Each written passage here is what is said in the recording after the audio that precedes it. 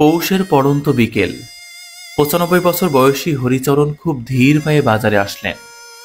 সারাদিনের পর শুধুমাত্র বিকালে একটু বের হন। হঠাৎ থেমে পুরনো ভবনের দিকে তাকিয়ে কি যেন ভাবছিলেন। বয়স আর সময় সব পুরনো স্মৃতিকে আজকাল ঝাপসা করে দিচ্ছে। এই বাজার কি আর সেই বাজার আছে? আজ থেকে ২৭৫ বছর আগেও এই বাজার কত প্রাণবন্ত ছিল। এখন বাজারই নেই। ও বাজারে গেলে বড় গেলে গম গম করে শব্দ হইতো। এখন আর সে বাজার আছে? এখন কোনো বাজার নেই। ওই আসে ১০টা লোক এসে বসে বসে আলু পেঁয়াজ নিয়ে চলে যায়। আজকের দিনের মতো ইলেকট্রিক বাতি না থাকলেও সে সময় ৪৫টির মতো হ্যাজাক লাইট জ্বলত এই জগন্নাথপুর বাজারে। দেশভাগের আগে বিশিষ্ট ব্যবসায়ী পঞ্চানন সে সময় লাখ লাখ টাকার বেচাকেনা করতেন। কোথায় হারিয়ে গেল সেদিনের সেই সোনালী অতীত? সময়ের বিবর্তনে সব শেষ। খা খা করছে সেই ভবনগুলো। এই বাজার আমাদের বহুত পুরনো বাজার। এই এলাকায় কোনো বাজার ছিল না। আমাদের কাবারডেঙ্গা বলো, এই যে এলাকা বলো, সর্বপ্রথম এইটা বাজার। এই বাজারে তো ২০-৩০টা গ্রামের মানুষ এসে বাজার করেছে। এটা অনেক পুরাতন বাজার। এমনকি আগে ওপারে থেকেও লোক এখানে বাজার করতে আসতেন এবং সব কিছু এখানে আমদানি হতেন।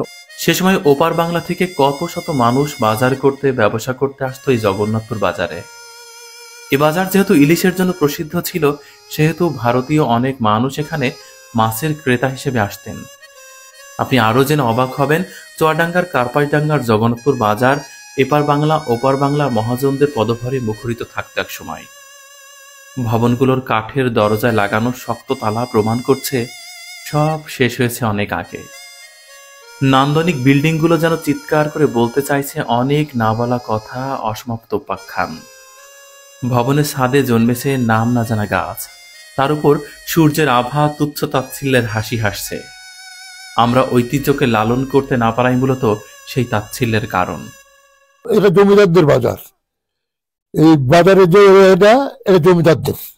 এখন কালের বিবর্তনে তো আপনার সবই উলটপালট হয়ে গিয়েছে। যাকে জমিদাররাও নেই।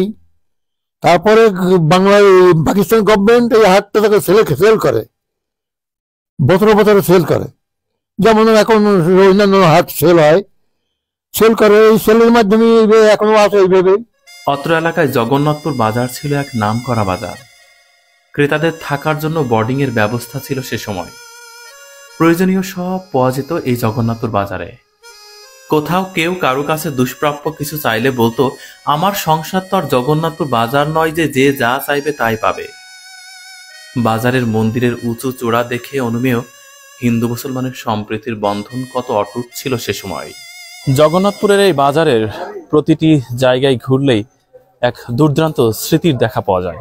অর্থাৎ আমি বলছি ২৫০ বছর আগের কথা, যখন ওপার বাংলা থেকে এখানে আসতো মানুষ বাজার করতে। জগন্নাথপুরের এই দোকানগুলো এখনো পর্যন্ত সেটার বিমূর্ত প্রতীক, সাক্ষী হয়ে টিকে আছে এখনো পর্যন্ত। আপনি অবাক হবেন যে এই অঞ্চলে এই বাজারটির ইতিহাস, ঐতিহ্য এতটা পুরাতন যেটা আসলে কল্পনার বাইরে। এবং ওপার বাংলার অহরহ মানুষ তাদের পণ্যদ্রব্য বিক্রির জন্য এই বাজার ভিড় করত। সেই বাজার এখন একেবারে জনশূন্যে রূপান্তরিত হয়েছে। তবু ইতিহাসকে ছুঁয়ে দেখার মজাটাই আসলে আলাদা।